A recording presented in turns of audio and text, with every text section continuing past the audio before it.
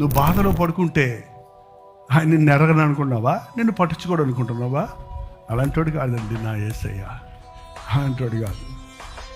ప్రాణం ఇచ్చిన ప్రభు, తల్లి కంటే ఎక్కువ ప్రేమించిన ప్రభు.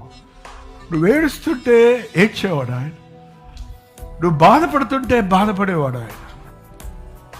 నిన్ను అందరూ ఎగతాళి చేస్తుంటే అందరిలాగా ఎగతాళి చేసేవాడు కాదు, అందరూ వదిలిపెట్టేస్తే వదిలిపెట్టేసేవాడు కాదు. అలాంటోడు కాకపోతే యేసయ్య అసలు ఆయన కోసం బతకలేము మనం, అసలు బతకలేము. మనుషులు నమ్ముకుంటే లోకంలో బతకలేము, పరిస్థితులు నమ్ముకుంటే బతకలేము, లోకాన్ని నమ్ముకుంటే బతకలేము. ఇంతమంది చేసే మనకుండగా ఎప్పుడు ఆయన్ని విడిచిపెట్టకండి.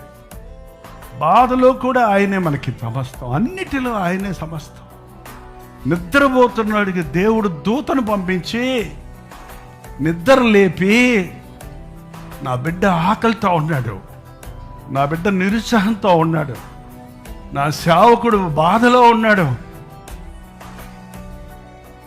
అని తట్టి లేపి, దూత వచ్చి అతన్ని ముట్టి, కొట్టి కాదు కొట్టల